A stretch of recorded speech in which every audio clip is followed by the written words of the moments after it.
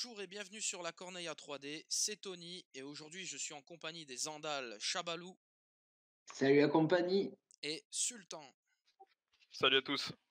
On se retrouve une ultime fois concernant ces podcasts dédiés à la 2021 et en dernière faction nous allons voir les neutres. Je vous propose qu'on passe tout de suite sur la première partie et le deck tactique de cette faction. On va commencer avec cette première carte qui est Planning and Insight. Donc cette carte-là, quand une unité effectue une attaque de mêlée, avant de lancer votre jet d'attaque, vous pouvez choisir une option. Donc soit cette attaque fera plus une touche dans le cas où vous êtes attaquant, évidemment, soit dans le cas où vous vous défendez, après votre jet de défense, de sauvegarde, vous pourrez bloquer plus une touche. Et il y a encore un petit effet. Donc, si vous contrôlez la zone lettre, ou si c'est l'unité de votre commandant qui est attaquante ou qui se défend, vous bloquerez plus une touche supplémentaire ou vous ferez plus une touche si vous attaquez. Alors, moi j'aime beaucoup cette carte parce qu'elle a un trigger assez simple et en plus de ça elle marche sur les deux côtés, c'est-à-dire autant l'adversaire que vous-même.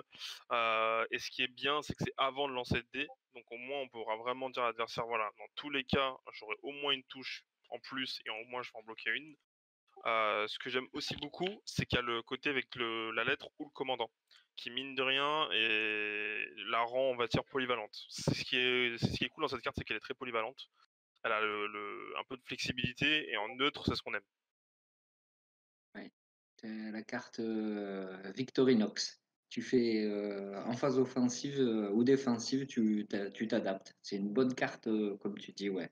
Qui est versatile. Donc, et là, on voit exactement ce que dont parlaient les concepteurs, c'est-à-dire la centralité du commandeur. Bon, la lettre, c'est naturel. Les neutres, les zones tactiques, ils connaissent bien. Mais le commandeur, c'est nouveau. Effectivement, ils ont rajouté un point focal sur le commandeur. Donc, un rôle plus important aussi. Et cette carte, et au passage, ils ont changé le nom. Elle s'appelait Tactical Approach. C'est une carte de Stanis, hein, qui maintenant a un autre nom, qui est très bien aussi. Comme ça, c'est plus clair pour les gens, il y a pas de confusion possible. Hmm. Ensuite, on va avoir Adaptive Methods. Donc cette carte-là, au début de n'importe quel tour, vous pourrez changer un condition de token de n'importe quelle unité avec un autre condition token. Donc en fait, vous allez alterner un token, vous allez en changer. Et si vous contrôlez la lettre, toujours, vous pourrez à ce moment-là bouger un condition token d'une unité à une autre. Encore une fois, hein, une carte ultra flexible et polyvalente, hein. On a le côté, je vais changer mon affaibli en vulnérable pour une unité qui, par exemple, je sais pas, ne tape pas non plus trop forte que ça et puis au moins se prévenir de la panique. Et surtout, l'effet de la lettre qui est quand même très très fort. On peut bouger un autre token d'une unité à une autre. C'est pas précisé et c'est fait exprès qu'on peut pas le faire sur l'adversaire et au contraire, c'est super bien. Si par exemple on a, un affaibli sur une unité d'archer, mais que c'est une unité par exemple de corps à corps qui va nous charger, hop, on transfère l'affaibli sur l'autre et ça a vraiment un petit côté un peu sneaky, un peu méchant, c'est pas mal comme carte. Mhm. Ça marche aussi si t'as pas la lettre. Ça marche aussi effectivement en défensif. Tu sens que le type il va te charger, t'es invulnérable sur ton unité, ben, tu te mets un week-end quoi. Si tu peux pas faire autrement. Ouais, c'est vrai qu'il y a aussi ce côté-là que j'avais pas vu. Ouais. Bon, ben, ou alors tu as un commandeur en face qui fait le token, genre celui qu'on va voir tout à l'heure, ou même d'autres qui travaillent avec le vulnérable ou la panique. Ben, hop, tu switches.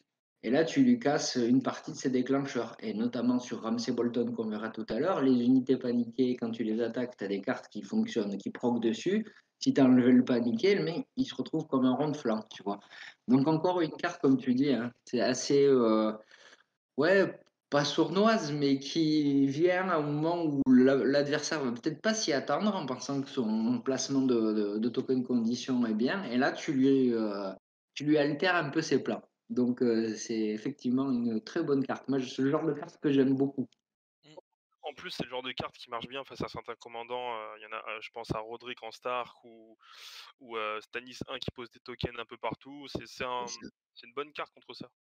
C'est ce que je voulais te dire, ouais, par rapport au type de token dont les factions tournent autour. En troisième carte, on va avoir Issue Commands. Donc cette carte-là, on l'avait déjà vue. Quand l'unité du commandant va s'activer, au lieu de faire une action ce tour-ci, vous pourrez cibler une autre unité amie à longue portée et celle-ci pourra effectuer une action d'attaque ou une action de charge. Et un autre déclencheur qui est au début de n'importe quel tour, vous pourrez cibler une unité combattante amie et enlever un token ordre de cette unité et vous pourrez réutiliser cet ordre à ce round-ci. Super carte. Il y a des commandants qui l'ont effectivement, je pense à Tywin dans Lannister. Il y a Vergris en Targaryen, mais là pour le coup en neutre, dans le deck de base, c'est très, très, très flexible. Hem, Mine de rien, des fois on a envie d'avoir un commandant qui est un peu bunker, je pense notamment à Roose qu'on verra, qui a pas non plus trop envie d'aller se mettre dans la mêlée, du moins pas tout de suite. S'il est posé sur un objectif, bah, hop là il s'active, il fait cette carte-là, hop tiens tu peux refaire une charge, tu peux faire une action. En plus c'est une action d'attaque donc on peut retirer, potentiellement. Cette carte est ultra forte l'autre trigger est un peu plus particulier parce qu'on n'a pas non plus énormément d'ordres Exact. en neutre. Le seul ordre que je vois qui est assez impactant, bah, ça va être l'ordre des Bastard Girls de pouvoir tirer et de recharger derrière, quoi. Ouais, tu le spread fear aussi. Ouais, ça serait de fier, ouais, c'est vrai que c'est un attachement aussi. Ouais, ouais, c'est notre ordre, mais c'est effectivement, comme tu dis, il y a pas foultitude d'ordres. Il y a Ouais, pas bien sûr. foultitude. D'ailleurs, je crois que c'est les deux seuls. Si je... Ah, Théon, c'est quoi? C'est un ordre aussi? Oui, oui. Mais Oui, oui, Théon, c'est un ordre. ouais, il y a celui de Rouse, effectivement, puisque lui, il l'a, Spread Fear. Il y a Théon, c'est un ordre aussi. Ouais, t'en as quelques-uns. Effectivement, t'en as pas beaucoup, beaucoup. Je suis d'accord Ouais, on avec doit en toi. avoir, peut-être 4 à la rigueur, tout cassé. 4, ouais, pour l'instant, on en a 4. Par contre, là, on va sortir du neutre. Il y a d'autres factions où il y a ces cartes-là et où il y a des ordres qui sont beaucoup plus puissants. Tu vois, Tywin, une petite suprématie qui repart, Ah, pas la ça même peut être, ordre. ça peut être sympathique, par exemple. Non, bah ouais, hein, clairement. Ensuite, on va voir Wars de risque. Donc cette carte-là, quand une unité amie effectue un test de morale, après le jet de dés, vous pourrez relancer n'importe quel dé pour ce test. Et si vous êtes à courte portée de votre commandant, eh ben, vous réussissez le test automatiquement. Très bonne carte parce que les unités neutres n'ont pas non plus un moral de fou à part, on va dire à part les Bastard Girls et les Flamemen, je crois. En Heu, 6, ouais, il y a les Blackguards aussi mine de rien qui sont à 6. Ça force un petit peu le jeu autour du commandant, mais on commence à voir qu'il y a certains trucs, qui tournent beaucoup autour du commandant et c'est un peu cette direction ils ont voulu prendre avec les neutres, qui est pas mauvaise, hein, c'est plutôt cool même. Ouais, et quand tu as la carte, eh ben, voilà, une carte, toute simple. Il y a pas plus simple que ça, mais Simple et efficace comme on dit. ouais, simple et efficace, oui, tout à fait, voilà. Il y a tellement de factions, qui commencent à travailler au moral ou tu sais, où les derniers dommages que tu vas prendre, hop, allez, Hop, ouais, tu tu joues passes, cette carte, c'est fini. Enfin, je veux dire, au moins, tu as gagné un peu de temps. C'est toute simple, mais elle est parfaite. Hmm.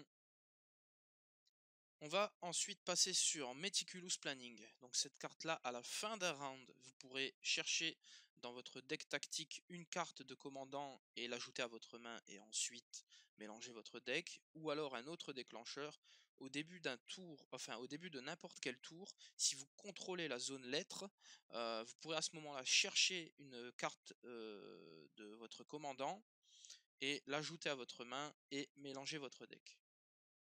bah, elle porte bien son nom, hein. Elle porte bien son nom. C'est une petite planification un peu sympa, ça permet d'aller chercher des cartes de commandant, notamment les plus impactantes généralement du commandant. Il y a Rose, il y a le Fled Mine Has No Secret ou des trucs comme ça, ou un Sadistic Game chez Ramsey. Ça permet aussi surtout de rejouer plusieurs fois les cartes de commandant. Et mine Mmh. de rien, c'est quand même pas mal. J'aime bien en plus le nouveau trigger à la fin d'un round, parce que tu dis en gros à l'adversaire, voilà, dans ma main, t'es sûr et certain qu'il va y avoir une carte de mon commandant, faut faire attention. L'autre trigger, le problème, c'est qu'il retire la lettre, et on commence à voir que le deck neutre tourne principalement que sur la lettre, et si on l'a pas, ouais, c'est un peu embêtant. Ouais, ouais, c'est là où on va s'apercevoir que, on verra dans les NCU qu'il y a notamment un NCU qui peut te sécuriser la lettre, automatiquement pendant un round. On verra tout à l'heure. Mmh. Si tu as vraiment besoin de ce point focal. Cela dit, C'est ça. cette carte, elle est, on le verra aussi, alors tant pis, je spoil un peu, il y a des cartes de commandant qui se déclenchent, au début du round, si tu es engagé par exemple, enfin c'est une sorte d'ancienne carte à la Ramsey à l'époque. Tu es engagé ou tu peux faire une attaque en début de round. Donc technique techniquement tu joues cette carte, tu vas te chercher ta carte au début du round suivant, et bah, tu as déjà une attaque gratuite quoi, tu vois? Ouais. Donc Ouais, parce que elle s'adapte et puis effectivement après bon les lettres, pour peu que tu les aies, et ce qui est quand même une occurrence forte chez le neutre parce que là ce qu'on voit, je sais pas si vous vous souvenez, le deck neutre, il basculait sur 2 zones. ouais, Bourse bon, bourse lettres. Là, il est full lettres. Il y a plus que la lettre. j'aimais Donc bien ce côté bourse, moi. Tu vois, par exemple, bourse de risque, je sais que l'ancien, c'était à la place du ouais, commandant, si tu avais la bourse, tu passais le test automatiquement. et c'était worth the reward, le nom. Ah, Mais donc non, non, mais je comprends, je suis d'accord avec toi, hein. C'est vrai qu'elle est très, très flexible mais bon, c'est vrai qu'on aura certaines CU qui nous permettront d'assurer la lettre au cas où, ouais. et puis même si tu as pas le backup de la lettre, faut juste que tu réadaptes un petit peu ton plan de jeu, peut-être pas te mettre en situation de risque, tant que tu arrives pas à la fin du round et puis à la fin du round, tu vas chercher ta carte et si tu fais la bascule, ben là, tu peux lâcher les chevaux, quoi. Mmh. Donc bonne enfin, pour l'instant, les cartes sont très bien, hein. C'est équilibré le neutre, hein. C'est sur la manipulation de petites l'adaptation des petites situations, de l'action gratuite, ce qu'on ne voit pas énormément, du test qui passe auto et là, on va chercher des cartes autour du commandant. Et puis après, maintenant, avec la carte suivante, il y a de la récursion. Mmh. Oh bien, on va y passer, c'est cette avant-dernière carte, Surprise Strategy. Donc cette carte-là, au début d'un tour ami, vous pourrez défausser cette carte et une autre carte pour faire revenir une carte de la défausse à votre main. Et petit bonus, si vous contrôlez les lettres, eh ben, vous n'avez qu'à défausser cette carte-là. Ah bah, comme disait Chabalou, c'est la récursion de cartes, c'est ce qu'on aime bien aussi, hein, mine de rien. C'est pour ça qu'il y a des unités comme les Kingsmen ou des trucs comme ça qui sont assez appréciées, parce que ça permet en fait constamment d'aller chercher des bonnes cartes. Et là, avec la Surprise Stratégie, on a non seulement l'avantage d'aller chercher une bonne carte, mais aussi de chercher celle qu'on veut dans la défausse. Donc ça peut vraiment, vraiment être cool d'aller chercher, je sais pas, un Worst de risque parce qu'on sait que là, on va devoir se faire taper, donc on va devoir prendre un test et assurer le coup. C'est vraiment pas mal. Ouais. Tu peux aussi aller, rechercher la fameuse carte dont tu parlais, de Bruce Bolton qui fait un simili counterplot. Entre cette carte entre ça, la surprise stratégie, tu peux aller la chercher, plus un meticulous planning qui te permet ah non, par contre, le meticulous planning, c'est juste dans le deck tactique. Ouais, pardon, j'avais pas vu la petite nuance. Ouais, d'importance, cela dit. Donc la récursion sera limitée quand même à 4 copies enfin 4 jeux de la carte. Mais Ce qui est quand même pas mal, hein. oui, non, non, mais clairement, clairement. Puis il y a des cartes, je pense par exemple à bon, allez, tant pis, encore un peu de spoil. Je vais être spoiler alerte, ce soir, Il excusez-moi n'y a les pas de gars. souci. Moi, la carte de Vargo que j'adore, qui met, plus de wounds au test de panique, Crippler's Infamy, voilà, tu peux la jouer 4 fois, quoi. Mmh. Ça peut faire lourd en bout de ligne. Ouais, ça commence à picoter, comme on dit. Ouais, ça commence à picoter, ouais. Et puis si c'est un bloody qui le fait, c'est, moins de au test. Donc bon, pour peu que tu aies un peu vicelard quelque part, ça commence à picoter derrière. C'est ça. Donc ouais, voilà, il y a des cartes cracra et de pouvoir les récupérer, c'est quand même, très appréciable et d'autant que la récursion a quasiment disparu de beaucoup de factions.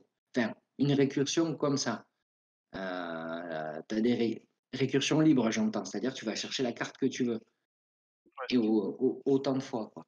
Mm. Du coup, on va pouvoir terminer cette partie consacrée au deck en passant sur la dernière carte qui est Spoils of War. Cette carte-là, au début d'un tour ami, vous pouvez l'attacher à une unité de cavalerie ou d'infanterie ami, bien entendu, jusqu'à la fin de la partie. Et quand cette carte sera attachée, à chaque fois qu'un ennemi à courte portée sera détruit, et ben vous pourrez placer un token ordre sur cette carte. Et à ce moment-là, l'attaque de mêlée de l'unité gagnera selon le nombre de tokens qu'il y aura dessus. Donc si vous avez un token avant votre jet d'attaque, quand vous attaquerez ensuite, l'ennemi deviendra vulnérable. Et si vous avez 2 tokens, donc si votre unité a vraiment bien fait le boulot, eh ben, vous aurez également +1 pour toucher. Et ben, je crois que en fait, cette carte, c'est même pas son unité. C'est-à-dire que s'il y a des trucs détruits, elle short range de l'unité qu'a Oui, la oui, carte. oui, c'est ça. Donc c'est même pas elle qui a besoin d'être source. Il faut juste qu'elle soit aux alentours et qu'elle récupère un petit peu les bénéfices du travail du reste de l'armée. Et après, tu te retrouves, bah, 2 unités détruites, voilà, tu tapes, tu mets vulnérable et tu as plus besoin pour toucher. Je veux dire, Tu et tu content. mets ça sur de l'infanterie ou de la cavalerie. C'est relativement simple à poser. Start of Friendly Turn, bon, trigger tranquille. Une carte que tu n'as aucun mal à poser sur ton kit Flameman ou ce que tu veux, hein, d'ailleurs. Mais ouais, non, bien. Bien, bien, bien, bien. Et à la différence des cartes des autres factions qui ont ce genre d'effet-là, où tu attaches et tu attends qu'il y ait de la destruction, c'est la destruction adverse. C'est pas la tienne. Mmh. Donc ça valorise le côté, bah, je vais détruire et puis je vais me renforcer, quoi. Ouais, je vais être un peu plus critique avec cette carte. Moi, je veux qu'on me rende l'ancienne. Ouais, Je veux qu'on me rende l'ancienne parce que l'ancienne a été tellement bien en neutre. Enfin, le coup oui. de tu détruis une unité, tu te soignes de D6. Si Plus t'as la, de plus ouais, D6 plus 2, et si t'avais la bourse, tu lançais 2 dés, tu gardais le plus haut. c'est ça. Et les points de vie, tu les répartissais comme tu voulais. Elle m'avait tellement fait le café cette carte. Donc là, j'avoue que je suis un peu triste d'avoir perdu ça. Après, bon, pour être objectif, c'est une carte qui est. Enfin, Balls of War, c'est un peu leur délire de nouvelles cartes en 2021 avec ce délire de tokens dessus. Donc je peux comprendre. Après, c'est vrai qu'elle a des bonus sympas, hein. Rien que le fait de mettre un vulnérable avant d'attaquer, c'est déjà très très cool. Alors, le plus intuit, j'en parle pas. Mais rendez-moi l'ancienne quand même. Mais bon, cela dit, tu regardes les bonus, enfin, ils sont vachement bien, quoi. Enfin, ils sont vachement bien. Ils sont bien. Ils sont bien, ils sont faciles à mettre. Ah, ils sont cool, hein. Euh, Le vulnérable est très cool. Pour le coup, oui, et puis après, effectivement, à partir du deuxième jeton, plus un pour toucher, bon, de toute façon, tu peux pas mettre plus de 2. non, tu peux Non, pas mettre plus de 2. c'est-à-dire, tu peux pas avoir plus de au toucher, quoi. Ouais. Donc, mais le. Après, vous en oubliez de dire que les effets étaient cumulatifs quand même. Donc, Oui, oui, oui. effectivement, tu peux quand même te retrouver avec des flatmen qui te chargent et qui te mettent vulnérable. Vulnérable et qui touche à 2 plus. Voilà. Donc là, ça commence à être un peu compliqué à gérer. Donc du coup, tu peux relancer comme un cochon pour aller ficher les 6.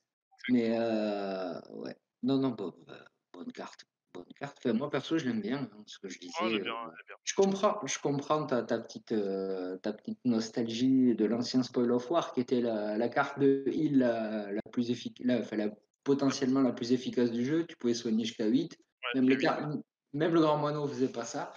Ah non. Mais il soignait 4, lui. Mais D'ailleurs, petite anecdote, c'est une carte dont je pensais que les Greyjoy allaient avoir en deck classique. C'est-à-dire détruire une unité et se soigner de. Alors, pas de D6 plus 2 parce que ça aurait été débile, mais genre D3 plus 2, tu vois. Et si t'avais la bourse ou, je sais pas, les épées, un truc comme ça, t'aurais pu te soigner de 3 flats sur le D3, ça aurait fait 5. C'est une carte que je pensais vraiment que les Greyjoy allaient avoir. Bon, bah, heureusement. ils ont l'équivalent réparti sur différentes cartes et différents effets, hein, parce que c'est quand même une faction qui se soigne beaucoup. Mais après, bon, effectivement, ça aurait été peut-être un peu fort. Mmh. Après, les aura appelés la Grey Watch. Mené par Cotter Pike. C'est ça. Et bien voilà qui termine cette partie, cette première partie sur le deck. Je vais vous demander juste si vous avez un petit mot à ajouter chacun sur les modifications globales qui ont été apportées à ce deck-là par rapport à l'ancien pour terminer. Bah, écoute, je vais commencer parce que c'est vrai que moi, c'est une faction que j'ai pas mal joué avant, en 1.6, même avant, que j'ai amené au Master of Westeros. Je trouve qu'on n'a pas perdu l'essence du deck, qui est la planification, l'adaptabilité, tous ces petits mots qui te font que tu es un petit général limite Scaven, quoi. Mais ce que j'aime moins, entre guillemets, c'est qu'il y a certaines cartes qui étaient très fortes avant. Bah, je parle du Spoils of War, etc. Hem Et aussi l'ancienne Wealth and Cunning qui bloquait quand même mine de rien beaucoup plus de touches, qui a disparu. Après, du moment que moi mon deck, reste dans la même essence, moi ça me va. Et en vrai, là où on a quand même un peu plus de récursion, c'est cool. Maintenant, je trouve qu'on a quand même perdu le fait d'avoir plus la bourse sur les zones.